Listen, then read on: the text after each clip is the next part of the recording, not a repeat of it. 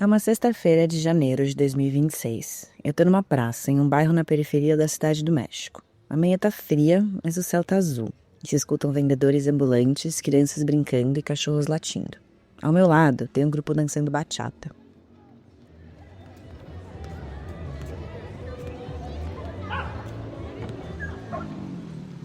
O professor me pergunta se quero me juntar a eles. Eu até gostaria, mas tenho hora marcada e já tô no meu horário.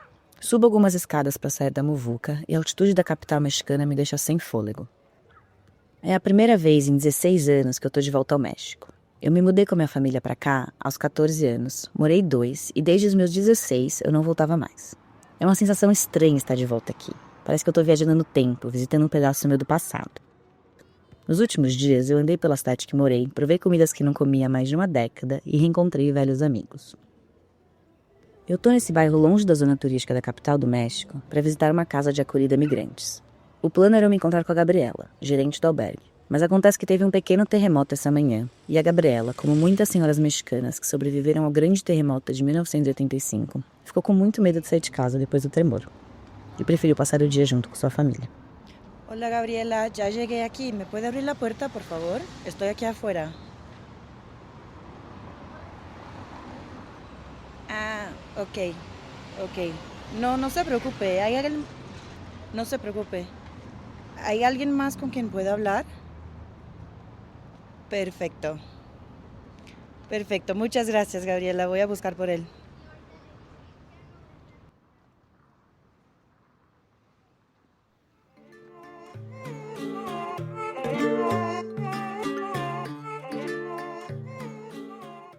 Eu sou Amanda Areias, e você está ouvindo Seguimos, um documentário em áudio de 4 episódios sobre a imigração latino-americana em direção ao norte. Essa é uma história, basicamente, de sonhos quebrados, trazendo relatos e informações raramente mencionados nos noticiários. Porque para compreender a questão migratória nessa parte do mundo, é necessário mais do que ler manchetes. É necessário coragem, memória e uma boa dose de senso crítico.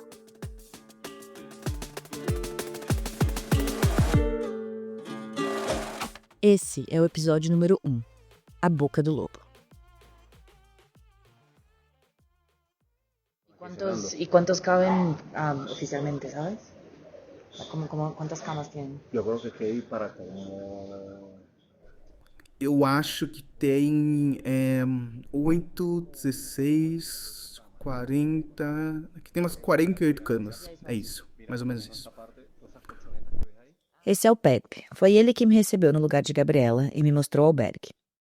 Os áudios originais de todas as entrevistas que você vai ouvir aqui estão, em sua maioria, em espanhol ou inglês. Eles foram traduzidos e, depois, dublados para o português com a ajuda de inteligência artificial. Os nomes de todos os migrantes nesse podcast foram trocados, por uma questão de segurança, mas quando a entrevista é com profissionais ou ativistas da área, os nomes originais foram mantidos. Além de me mostrar o trabalho que fazem no albergue, Pepe também começa a me contar sobre todo o seu processo de vinda ao México, desde a Venezuela, da onde ele precisou sair foragido. De Venezuela, exactamente, tengo aquí un año, llegué el 19 de diciembre del año pasado. Eu cheguei aqui no dia 19 de dezembro do ano passado, em Hidalgo, no México. Saí da Venezuela porque estavam me procurando. Mas eu não tinha dinheiro, nem tinha inquéritos de imigrante. O que eu menos queria era sair do meu país. Nunca passou pela sua cabeça sair de lá? Não, nunca. Nunca quis imigrante, nunca. Eu não tenho sonho americano, meu sonho é venezuelano. Nunca quise ser migrante, não tengo sonho americano, mi sueño venezolano. Quando pensamos em imigração indocumentada para os Estados Unidos, o que nos vem à cabeça são pessoas saindo de qualquer parte do México, indo em direção à fronteira no norte do país e, de lá, cruzando os Estados Unidos. Pensamos que o processo é mais ou menos esse. Talvez por esse ser o foco dos noticiários, ou talvez por causa da novela de 2005, América, onde Sol, interpretada por Débora Seco, chega ao México de forma legal em avião. E por lá, então, cruza ilegalmente ao tão sonhado Estados Unidos. E esse é sim o caminho que os mexicanos fazem, já que eles já estão no México. Mas para muitos outros imigrantes como Pepe, que vêm de lugares mais longe, o caminho é muito mais extenso. Pepe precisou cruzar 7 outras fronteiras antes de chegar ao norte do México, na fronteira principal. Mas já vamos chegar a isso. Antes, vamos entender quem são essas pessoas cruzando e por que elas estão aqui. Lá pelo ano de 2012, o governo estadunidense começou a perceber uma mudança em sua fronteira com o México. O número de imigrantes não mexicanos tentando atravessar sem documentos começou a subir. E foi em 2014 que, pela primeira vez na história, o número de imigrantes não mexicanos cruzando os Estados Unidos superou o de mexicanos. Era gente, em sua maioria, da Guatemala, da Venezuela, Honduras, El Salvador, Equador e Colômbia. O número de menores de idade, acompanhados de seus familiares ou não, também começou a aumentar. Isso significou uma grande mudança para os Estados Unidos, que até então estavam acostumados a interceptar apenas adultos mexicanos que chegavam sozinhos. Te explico por quê. Os Estados Unidos haviam construído uma inteligência de segurança de fronteira focada em identificar, aprender e processar um certo tipo de imigrante, mexicanos adultos que chegavam sozinhos procurando emprego no país. Ao cruzar a fronteira, esses mexicanos fugiam da polícia, que os podia deportar. Mas esses novos migrantes que vinham de outros lugares da América Central e do Sul faziam diferente. Assim que eles cruzavam a fronteira, eles se entregavam para a polícia, pedindo asilo político no país. A polícia migratória dos Estados Unidos então entrou em crise, pois não sabiam o que fazer com esse tanto de imigrante que, ao invés de fugir deles, se entregava e pedia pela sua proteção. Desde a infraestrutura até a quantidade de funcionários para processar os pedidos, o sistema estadunidense não havia sido pensado para lidar com essa quantidade de solicitantes de asilo. Mas por que essas pessoas estavam fugindo de seus países? Bom, voltamos ao PEP. Pero en mi país salí en el mes de julio. Do meu país eu saí no mês de julho, dia 30 de julho exatamente. Não saí. Começou a minha peregrinação pela Venezuela, por causa das eleições do dia 28 de julho, quando o presidente perdeu as eleições e roubou os votos. Eu nunca tinha sido político, nunca tinha feito parte de nada relacionado à política, mas esse dia foi muito descara. E a gente saiu para protestar. Éramos muitos, a cidade toda se juntou para protestar. Não foi nem planejado. De manhã eu acordei e fui para a oficina buscar meu carro que estava no concerto. Mas o moço da oficina não estava trabalhando. Não era clima, me disseram que estavam mal com o resultado das eleições. Não quiseram trabalhar. E eu fui embora a pé, porque eu estava sem carro. O país estava parado. As pessoas saíram todas para protestar, as ruas estavam fechadas. Passou uma manifestação e eu me juntei a eles. Um protesto, como outro qualquer, com bandeiras, gritos. No dia seguinte, eu combinei com os amigos e a gente foi em outra manifestação, na Avenida Bolívar, que é um lugar simbólico lá da cidade onde eu sou. E tinha muita gente. Lógico. E eu acho que foi nesse momento que me viram e me reconheceram. E depois foram na casa da minha ex-mulher, a mãe da minha filha. Eu tenho uma filha de 9 anos que está na Venezuela. Foram na casa delas perguntar por mim. A polícia?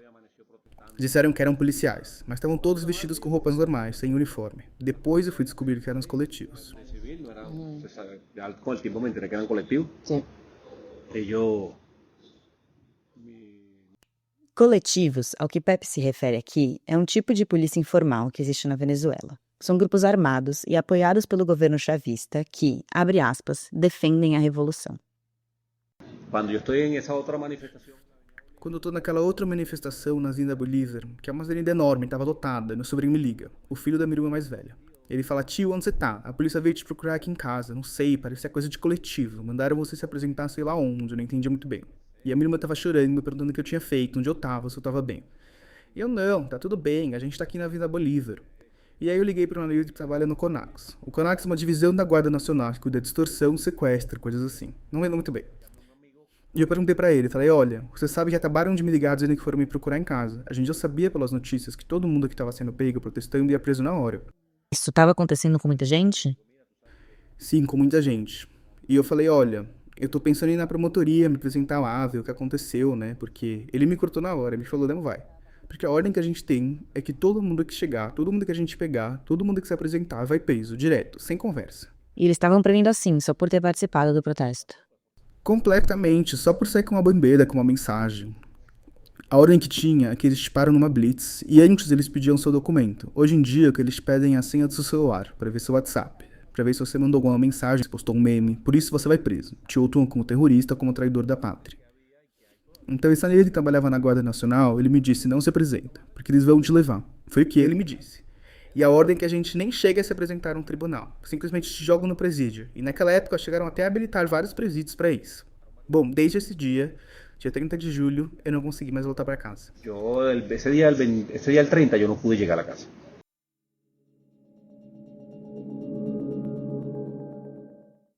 Pepe, por ter participado de alguns protestos depois de Maduro ter forjado as últimas eleições, começou a ser procurado pelos grupos armados do país. E tinha indicações claras de que, se fosse pego, seria sequestrado e colocado em uma prisão sem direito à defesa.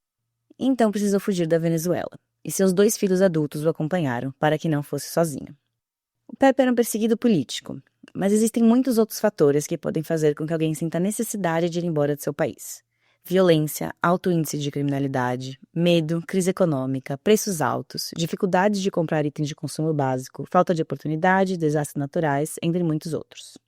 Isso é chamado de deslocamento forçado, quando uma pessoa ou grupo é obrigado a se afastar do seu lugar de origem, não simplesmente porque quer, mas sim por alguma imposição externa, seja ela econômica, social ou política. Dependendo do país e da história de cada um, há motivações diferentes. Mas todos passam pela mesma compreensão de que não há mais possibilidade de ter uma vida com condições dignas em seus países. Para migrantes movidos por esses fatores, existem poucas vias legais de entrada nos Estados Unidos, então eles precisam entrar no país ilegalmente.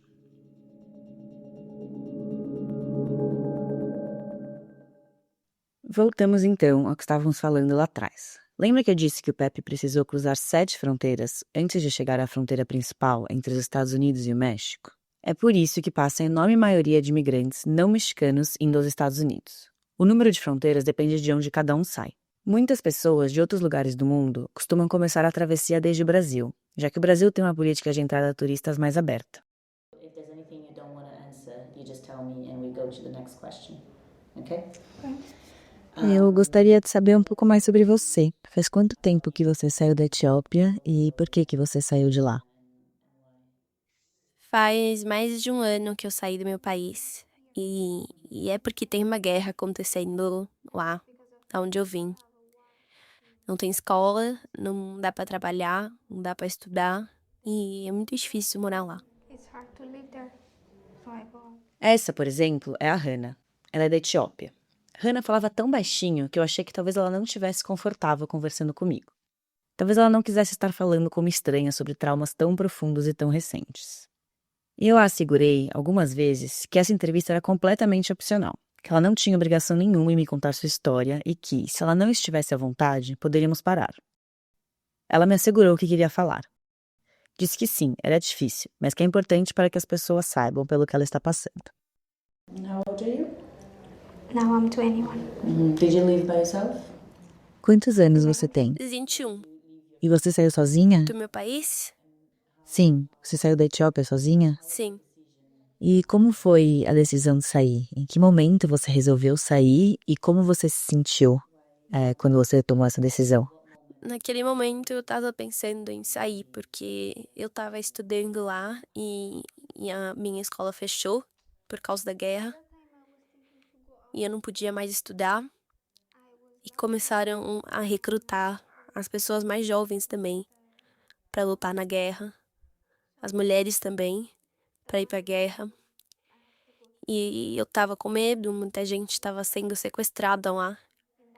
Então eu decidi sair. Eu consegui tirar o meu passaporte, pedi pra minha família, eles disseram ok, eles me apoiaram e eu saí de lá. People was kidnapping there, so I take a decision. I go to the. Eu conheci a Hannah em um albergue para mulheres e crianças migrantes no México. A Hannah queria chegar aos Estados Unidos para fugir da guerra que acontece em seu país e ir morar com um tio que já estava por lá. E adivinha por onde ela começou essa jornada? And where did you fly to initially? Where did you go to? Brazil, I fly. E Hannah, para onde você foi inicialmente? Assim que você saiu da Etiópia, qual foi seu primeiro destino? Pro Brasil. Eu voei da Etiópia pro Brasil. E desde o Brasil eu vim pra cá, pro México. Andando, de ônibus. E por que você escolheu o Brasil para ir primeiro? Porque o único país que eu podia ir era o Brasil. Eu tenho visto pro Brasil. Os outros países eu não consegui visto. Então eu fui pro Brasil. But other countries, I can't get it. So I just came here. Pessoas que têm passaportes mais fracos não conseguem simplesmente pegar um voo para o México ou para Guatemala, já que esses países, muitas vezes por imposição dos Estados Unidos, não permitem suas entradas. Então a jornada por terra começa desde a América do Sul, em muitos casos, no Brasil.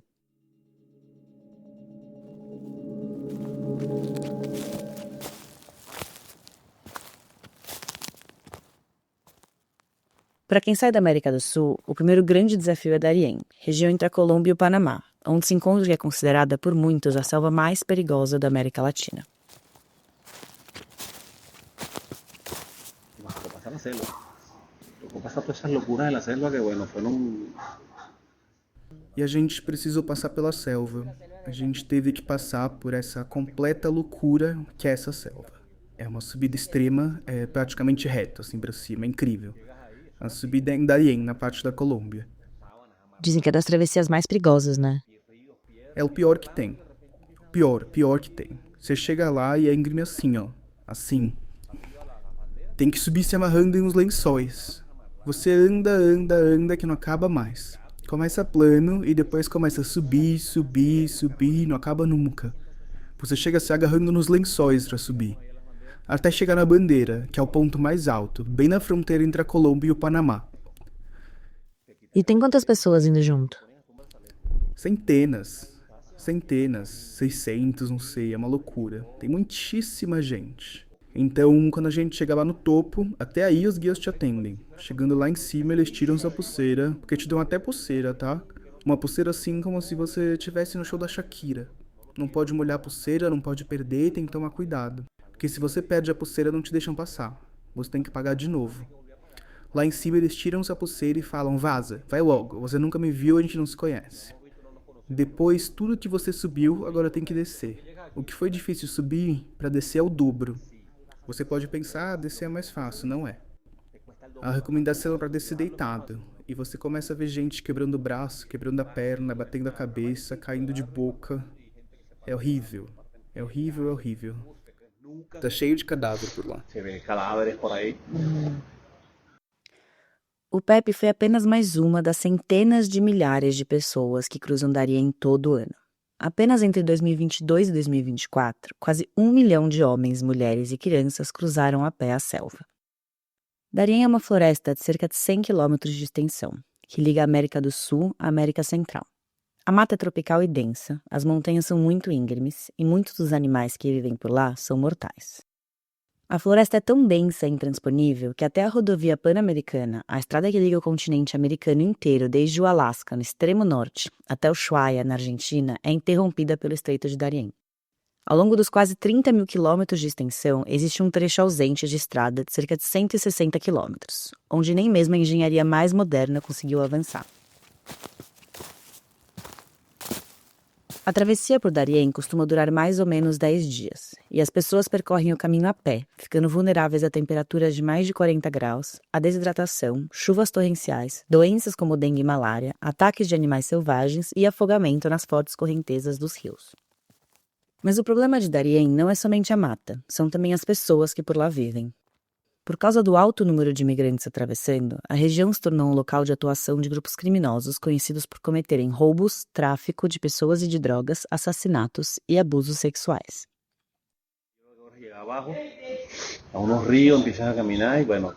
Depois, quando a gente chegou lá embaixo, tem uns rios. A gente começou a caminhar e a gente foi pelos índios. Os índios roubaram a gente, tiraram toda a nossa comida, roubaram tudo. Mas bom, seguimos andando. E mais pra frente nos roubaram de novo. Dessa vez foram os guardas panamenhos. Eram 6 da tarde, a gente não tinha comido nada. Tinham roubado toda a nossa comida, a gente não tinha mais nada. Um calor horrível. A umidade é uma coisa impressionante. Eu nunca tinha visto isso antes. E aí começou a chover. E nesse momento vocês estavam em quantos? Uns 250, todos roubados. A gente ficou preso na floresta. Ficamos presos por uns 7 dias. Choveu por 7 dias, sem parar. Os rios encheram e a gente não podia passar. Tinham crianças no grupo, bebês. A gente teve que comer bachaco. Você sabe o que é bachaco? Bachaco é uma formiga grande, não sei como é que chama no Brasil. É uma formiga que tem um traseiro grandão. E ela sai à noite pra picar e a gente acordava à noite pra pegar essas formigas pra comer. Era tipo Largados e Pelados da Discovery Channel. A gente pegava essas formigas e comia. Não tinha mais nada pra comer. Nada. Não tinha um peixe no rio. Os rios estavam muito cheios. Os índios tinham roubado toda a nossa comida. Foram 7 dias comendo formiga. E um caracol ou outro que a gente achava. Era fome. Por 7 dias. Por 7 dias que se passou aí. Cada migrante paga uma média de $350 para os guias para cruzar Darién. E o governo panamenho estima que só em 2023 o crime organizado na região movimentou $820 milhões. Nesse mesmo ano, em 2023, houve uma quantidade recorde de pessoas cruzando, 500 mil. Desse 500 mil, 113 mil eram crianças, mais de 20%. É difícil calcular quantos migrantes morrem tentando cruzar a selva todo ano, ou quantas pessoas os cartéis acabam utilizando como mulas para traficar drogas da América do Sul ao norte. Mas muitos dos imigrantes que de lá saem com vida afirmam que viram muitos corpos mortos durante o caminho. A maior parte dos migrantes mortos vem de países latino-americanos ou caribenhos, como Venezuela, Colômbia, Equador, Cuba, Haiti e Peru, mas também da África e da Ásia.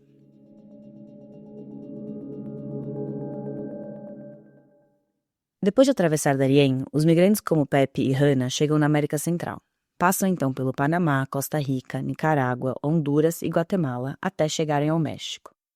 Todo esse caminho também é feito de forma ilegal, cruzando fronteiras e se escondendo das polícias e cartéis locais.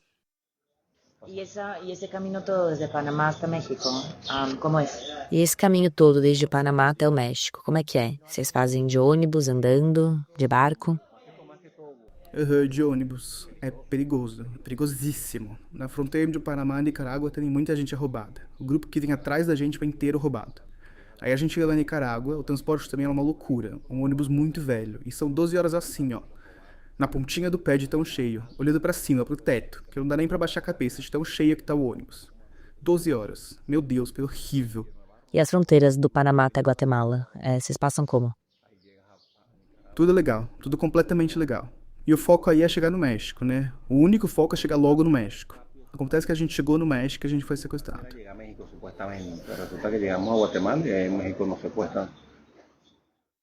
O México é um narco-estado, ou seja, é um país onde o poder do tráfico é tão grande que os cartéis influenciam e, em muitos casos, controlam as instituições governamentais e a economia, tornando o Estado cúmplice e refém do narcotráfico. Mas não é só com o tráfico de drogas que os cartéis dessa região ganham dinheiro. Eles têm muitas outras fontes de renda. Uma delas são os migrantes não documentados cruzando o país com o intuito de chegar aos Estados Unidos. Eles são roubados, sequestrados e algumas vezes escravizados pelos cartéis. 19 de diciembre, na mañanita, como às 7 da manhã, 7:30. Todo o grupo? Tá todo o grupo, 80 e pico nos montaram. Bem de manhãzinha, eram umas 7 da manhã. Sequestraram o grupo todo, umas 80 pessoas. Colocaram a gente numa caminhonete. Uma senhora levava uma menina paraplégica de cadeira de rodas, mas eles não estão nem aí. Uma outra mulher estava com seus 2 filhos pequenos, os 2 com febre, com infecção, mas foda-se, eles não ligam. Sobe todo mundo. Um senhor com muleta, gente mais velha, criança, bebê, todo mundo. Eles todos armados, até os dentes armados. Tem venezuelano trabalhando aí, equatoriano, colombiano, mexicano, obviamente. Tinha um venezuelano e uma das senhoras do nosso grupo era bem griguenta. Ela era venezuelana também. E a senhora falou pra ele, você não tem vergonha? Por que você presta isso? A gente também é venezuelano, você tá fazendo isso com a gente? E o menino respondeu, eles estão com a minha família, senhora. Eles sequestraram a minha família e pra soltarem agora eu preciso trabalhar pra eles. Preciso pagar o resgate. O Pepe, por exemplo, é um alvo fácil para os grupos criminosos. Além de ele estar extremamente vulnerável, Pepe também está no México sem documentos, então não pode ligar para a polícia para reportar qualquer crime que seja, já que corre o perigo de ser deportado e precisar voltar para a Venezuela. Não só não dá para reportar para a polícia, como também muitas vezes a própria polícia é parte desses esquemas. Aqui também ser roubado pelos guardas, pela polícia. Meu Deus, não sei nem porque eu tô te falando isso. Perigoso. Deus mío, não sei por que digo esto. Perigoso. Os cartéis dessa região se aproveitam dessa situação para sequestrar, enganar e torturar essas pessoas. Vengo de Venezuela, tenho 40 anos e estou viajando. Eu sou da Venezuela, eu tenho 40 anos e eu estou viajando com meu pai, que tem mais de 70 anos, e os meus 2 filhos, um de 15 e outro de 3 anos. Bom, eu saí da Venezuela para oferecer um lugar seguro para os meus filhos. Viver na angústia ou sempre com medo não é fácil. Eu estou buscando bem-estar para os meus filhos e um lugar seguro para eles. Por isso eu saí. E uma tranquilidade para eles. Isso foi o que me motivou. Essa é a Carmen. Carmen é da Venezuela e lá ela era casada com um funcionário da SEBIN, o Serviço Bolivariano de Inteligência Nacional, que é a principal agência de inteligência da Venezuela. O SEBIN é responsável por grande parte dos assassinatos, torturas e crimes contra a humanidade do governo. Agora você pode pensar, o marido dela era parte do governo, então ela e sua família estão a salvo. Mas estar casada com alguém que era parte do SEBIN não a protegia, muito pelo contrário, colocava Carmen e sua família mais em risco. A agência de inteligência da Venezuela não vigia apenas seus opositores, mas também controla seus próprios funcionários.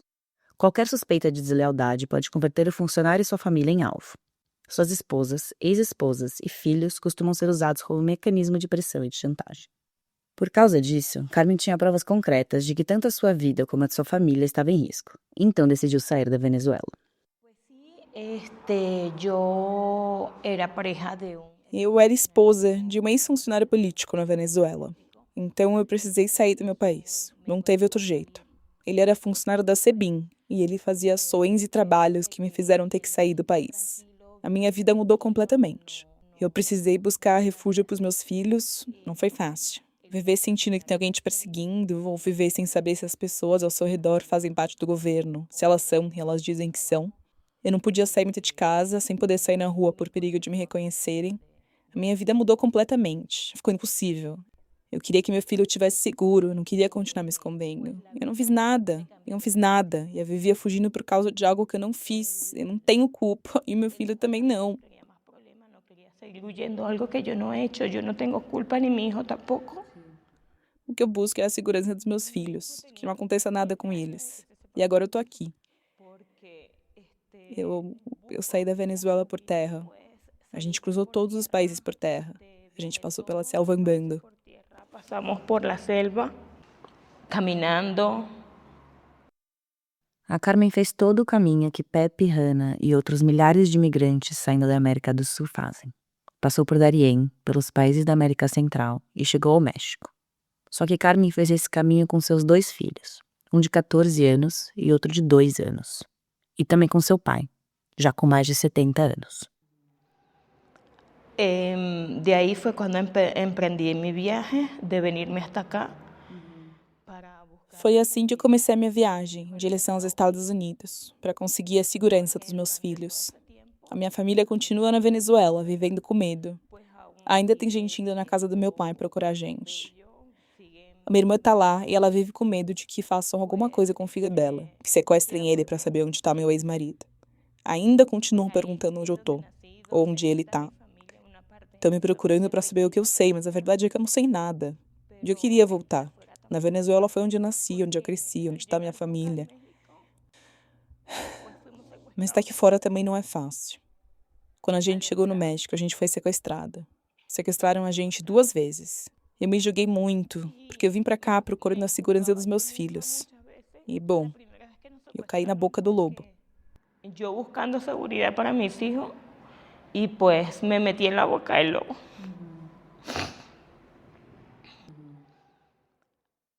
Eu passei um mês no México, onde além de conhecer essas histórias que trago aqui, também viajei bastante. Voltei à cidade onde morei 16 anos atrás, conheci lugares novos, fui à praia. Em todas as cidades que passei durante esse mês, vi muros e mais muros cheios de fotografias e avisos de pessoas desaparecidas que haviam sido sequestradas. Esses avisos eram tão corriqueiros que, depois de algumas semanas, começaram a passar desapercebidos por mim. Secuestro es muy común, ¿verdad?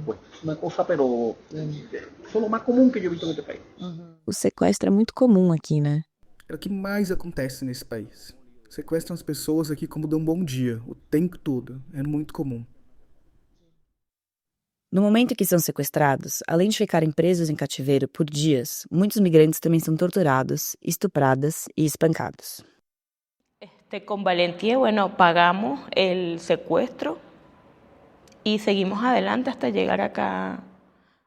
Foi muito difícil, mas a gente conseguiu pagar o primeiro sequestro. Soltaram a gente e a gente continuou andando. E depois de um tempo, a gente foi sequestrado de novo. Foi muito difícil, porque o meu filho viu muita violência. Viu pessoas sendo espancadas, viu sequestradores atirando em gente, batendo com as armas em quem não queria pagar. E eu desesperada, porque eu não tinha mais de onde tirar dinheiro para pagar.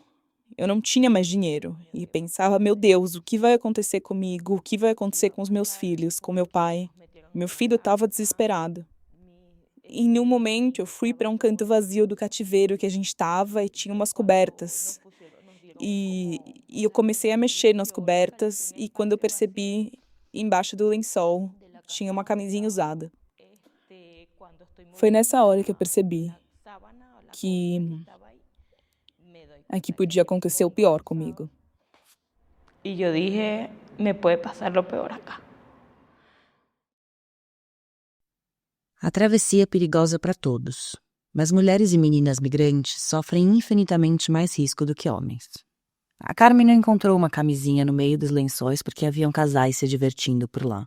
Lembre-se, esse era um cativeiro onde os sequestradores são todos homens, e os sequestrados são homens, mulheres e crianças extremamente vulneráveis.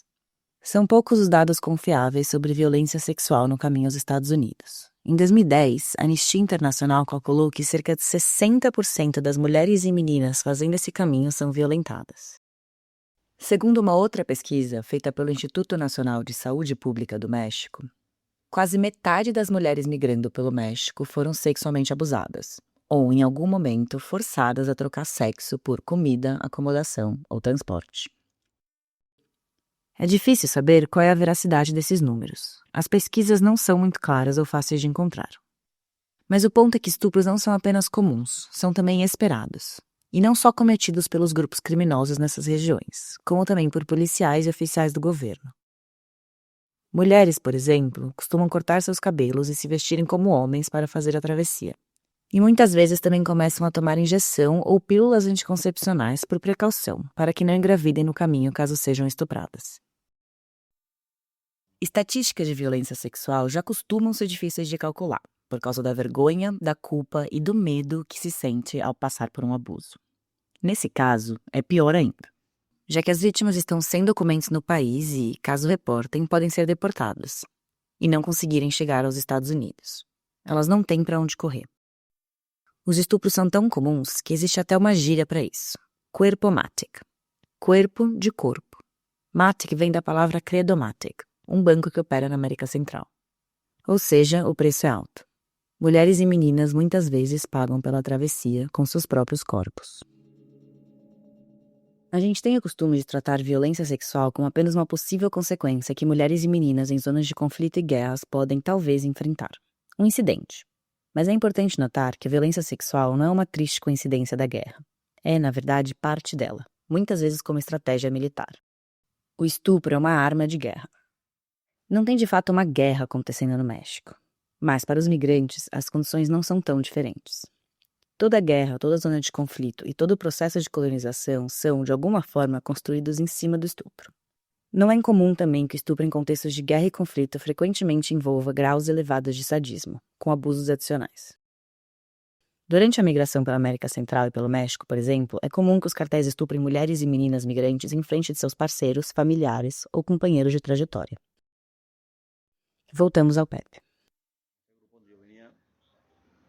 Com os filhos meus, creo que fomos os 10 primeiros que nos apontaram. Naquele grupo, quando eu cheguei com os meus filhos, acho que a gente foi os primeiros 10 que eles escolheram como alvo. Eles levaram a gente para um pequeno esconderijo na selva e tinha umas meninas lá, 3 meninas, que eram parte do nosso grupo. Eles arrastaram elas por meio do grupo, na frente de todo mundo. Arrancaram as roupas delas e... Bom, você entendeu o que eu tô querendo dizer. Fizeram isso com as 3, na frente de todo mundo. Eles não estão nem aí. Olha, na minha vida, se alguma vez eu me senti impotente, foi nessa hora. Eu nunca me senti impotente porque eu não podia comprar um sapato ou porque não podia comer o que eu queria. Isso não tem nada a ver. A sensação de impotência é não poder fazer nada por alguém porque os homens estavam todos armados até os dentes. Eles carregam espingardas, rifles, pistolas, revólveres, facões, tudo que você possa imaginar. Não tem absolutamente nada que você possa fazer. E quem fechar os olhos apanha. Um dos caras tentou se meter, um dos que estavam no nosso grupo. Tentou defender as meninas. Quebraram as costelas dele. O filho dele foi saqueado nas costas. Al hijo dele lo apuñalearon en la espalda, la nalga. Toda mulher, independente do que ela esteja fazendo e de onde ela esteja, é sempre, de alguma forma ou de outra, atravessada pelo seu gênero. Ainda que homens e mulheres compartilhem as mesmas situações, a forma como essas experiências são vividas quase sempre são moldadas, de forma sutil ou não, pelo fato de serem homens ou mulheres. E com o deslocamento forçado não é diferente. Além da violência sexual, existem outras diferenças de gênero entre a migração feminina e a masculina. Existem estudos, por exemplo, que mostram que mulheres frequentemente migram levando junto com elas seus filhos pequenos ou seus familiares mais velhos, enquanto homens migram mais sozinhos.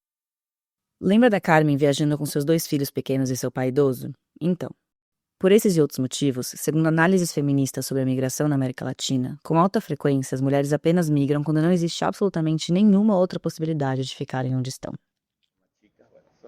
Fue un desastre total. Pobres mujeres.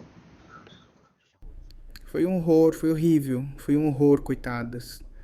Elas eram novinhas, entre 19 e 22 anos. Não tinham mais que 22 anos. São histórias fortes, difíceis de escutar, mas são histórias que também merecem ser ouvidas. O meu objetivo ao te contar essas histórias não é que você tenha dó dessas pessoas. Porque ao sentir dó, nós nos colocamos automaticamente numa posição de superioridade a quem é alvo dessa dó. Além de que a dó não tira ninguém da miséria. A nossa dó não ajuda absolutamente ninguém. Mas eu preciso que você ouça esses relatos e entenda pelo que essas pessoas estão passando. Não para que você sinta pena delas, mas para que você entenda onde direcionar a sua indignação. Eu não quero te passar vários números e fatos sem relatos pessoais, porque é necessário entender a dimensão humana dessa crise. Entender que são pessoas reais, como Pepe, Carmen e Hannah, passando por ela. Também não quero te entregar apenas relatos humanos, sem números e fatos, para que você entenda não apenas a crise, mas também a dimensão e as raízes dela. Nos próximos episódios, vamos continuar acompanhando Pepe, Carmen e Hannah em suas jornadas, para entender pelo que essas pessoas passam para chegar onde querem chegar. Será que eles conseguiram cruzar a fronteira? Foram deportados? Ou nunca nem chegaram ao tão sonhado objetivo? Depois, tentaremos discorrer sobre o porquê tudo isso acontece. Quais são as raízes desses problemas? Como chegamos aqui? De quem é a responsabilidade? Por que tantos arriscam tudo pelo sonho americano? O que podemos fazer desde as nossas casas para ajudá-los?